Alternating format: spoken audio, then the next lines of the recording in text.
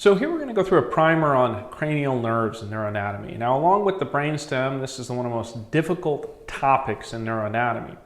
So what we're going to use is we're going to use a neuroembryological approach, and we're going to walk through different classifications, different grouping systems as a way to anticipate the localization and details of these various cranial nerves.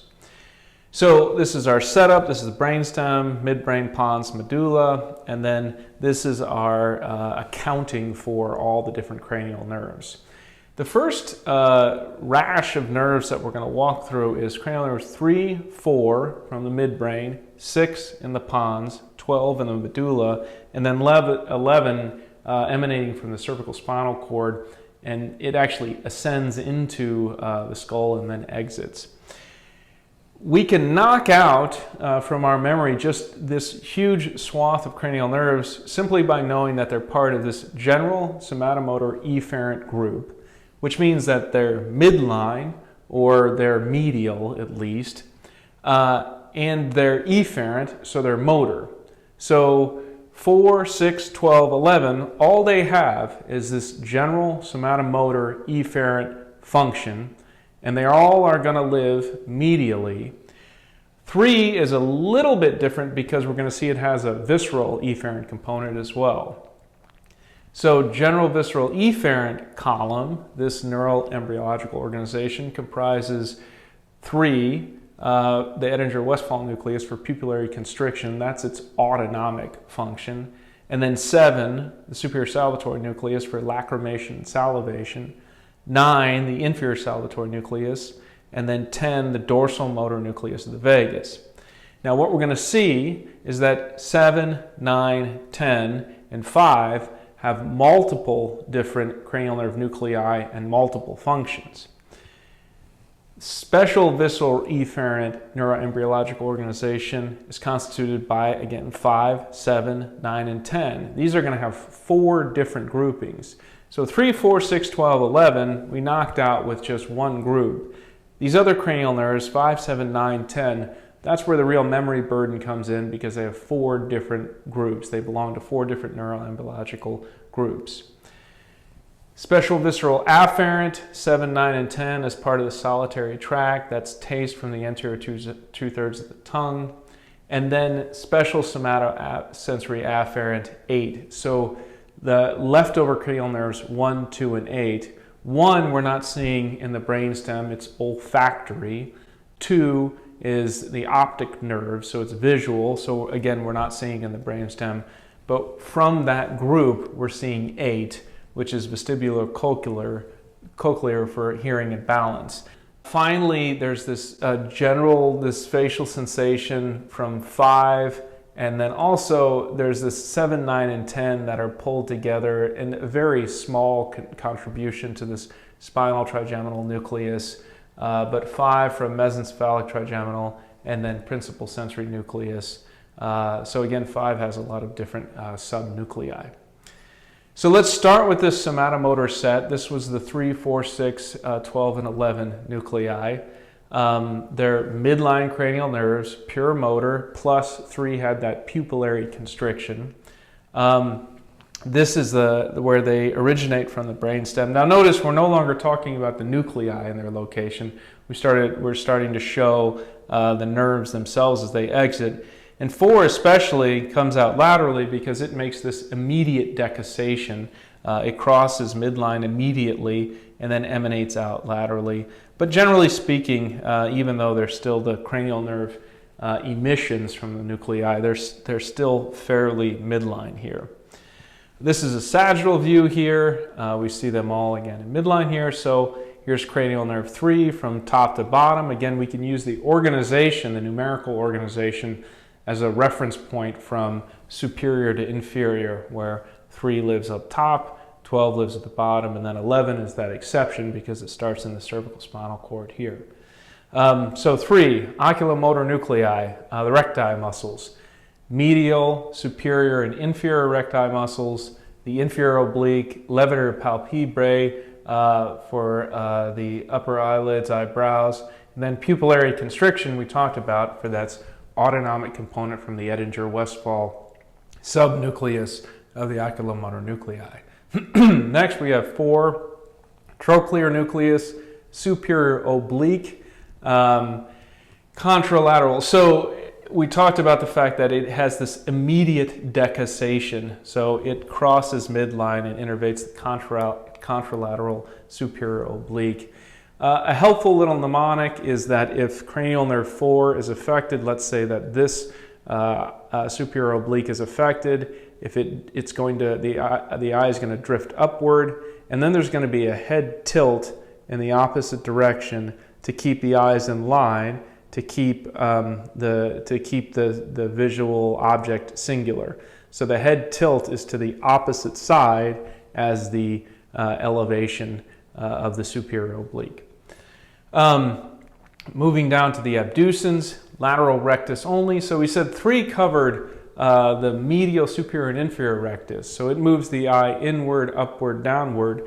And then 6 alone moves the eye outward. In a 6th nerve palsy, we can see that the 6th nerve can easily become stretched in downward herniation of the brainstem here, and it can become pinched here at Dorello's canal. So a 6th nerve palsy, an inability to deviate the eye outward, is an early or an important potential sign of brainstem herniation or increased intracranial pressure from stretch on the 6th cranial nerve here. 11, spinal accessory nerve, head turn, shoulder shrug, head turn here, sternocleidomastoid muscle, and then 12, the hypoglossal for tongue activation here. Moving on to the pharyngeal arch, we're going to have a motor and a sensory. Now we're getting into that 5, 7, 9, 10, which are much more cumbersome to learn. So again, here's our brainstem setup. Remember, these lived out more laterally than 3, 4, 6, 12, and 11. And here are the cranial nerves themselves emanating outward. So we're starting with 5, trigeminal. Its motor functionality is mastication, that's chewing. Again, because from top to bottom, numerically, 5 is going to be superior to 10, which would be more inferior. And then 7, facial expression, as well as facial glands. From a pure motor standpoint, think muscles of facial expression. From a visceral motor point, think activation of the facial glands themselves.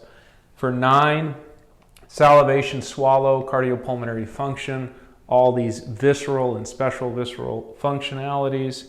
And then 10, similarly, gut motility, swallow, and cardiopulmonary function. Again, these general autonomic and special visceral autonomic functionalities as well. We can pair 9 and 10 together and sort of group their functionalities in anatomy, except 10 is this wandering nerve. Remember, vagus refers to wandering. It wanders all the way down and innervates gut motility. Now they have their sensory component, the sensory aspect of what they do. Again, same, these embryological origins, special sensory and special autonomic functions.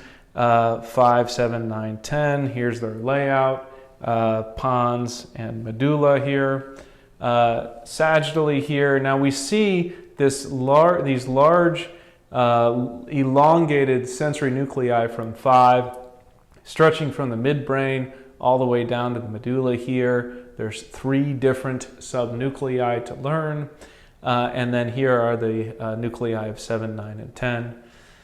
Trigeminal, facial sensation. The divisions themselves are critically important to know. 1, ophthalmic, 2, maxillary, and then 3, mandibular.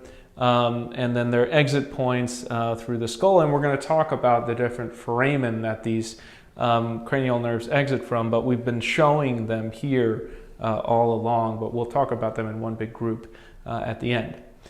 7, taste from the anterior 2/3 of the tongue, and then also has sensation a little bit to the outer ear, less significant than this functionality here. And then 9, the posterior 1/3 of the tongue, and then it has sensory input as relates to swallowing and cardiopulmonary function, and then also this outer ear. And finally, 10, again, gut motility, swallowing, cardiopulmonary function, again, the outer ear. And so this outer ear thing, this sensory coverage of the outer ear, covers this inferior portion of this spinal trigeminal nucleus there. Lastly, the solely sensory set we said was 1, 2, and 8. They just have a sensory function, so it's solely sensory. So here's cranial nerve 2 at the optic chiasm here, optic tract here, and then we can see it emanating from the back of the retina here as the optic nerve. We can also see cranial nerve 1 here in the olfactory bulb, because 1 is smell, and then here's 8 here, the vestibulocochlear nerve. So olfactory, smell here. These tiny little nerve endings. Note that the olfactory bulbs, which could kind of look like cranial nerves if you weren't aware of the fact that they aren't, these olfactory bulbs are extension from the brain itself, whereas the nerves, cranial nerve 1 itself, is these tiny little nerve endings. And then the optic nerve for vision here, we see it at the optic chiasm here, which is situated right next to the pituitary stalk here. And then the vestibulocochlear nerve, vestibular and auditory function, and the internal acoustic foramen here. So we talked about the fact that the inferior skull, the skull base, that's where these nerves will exit from their skull foramina. These are the various bones of the inferior skull, and we go through them in detail in the tutorial just so you have a good understanding of if you're going to have skull base fracture, you can have cranial nerve injury, so it's important to know these various bones. Here are the fossa. We talk in terms of fossa to help group various neurovascular structures and foramina. There's an anterior fossa, middle, and then this deep concavity here for the posterior fossa. Here it is an axial view, anterior, middle, and then posterior. Again, drops very deep. That's where the cerebellum sits in this posterior fossa here.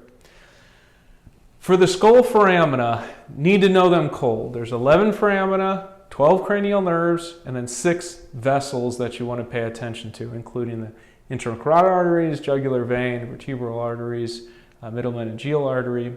So from anterior to posterior, we have these foramina here. We start with the cribriform plate. That's cranial nerve 1. That's the olfactory nerves exit through the cribriform plate and the ethmoid bone. The optic canal here carries the optic nerve and the ophthalmic artery. Now it lies a little bit more posteriorly here. We can see it in the sphenoid bone and this lesser wing here.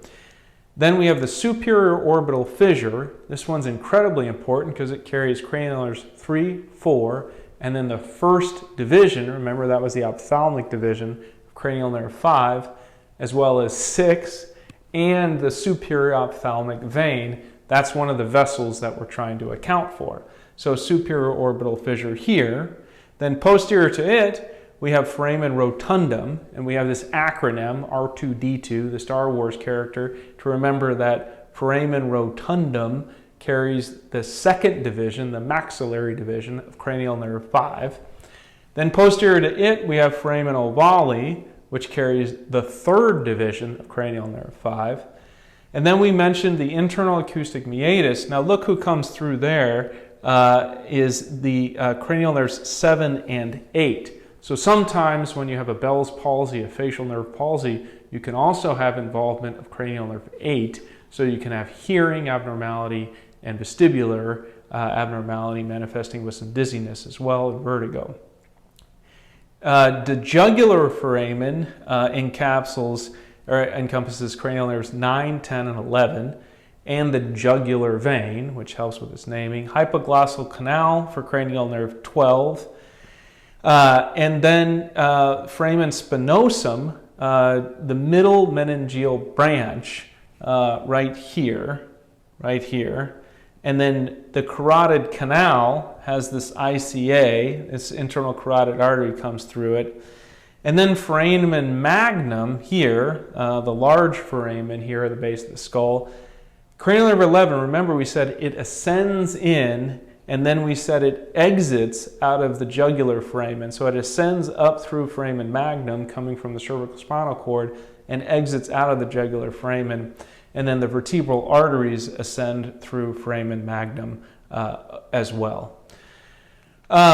So that's a very quick primer on the cranial nerves. And again, want to hammer home, taking the time to learn those neuroembryological organizations, that classification system, can help you group the cranial nerves and really reduce the memory burden that comes with having to learn all these finer details.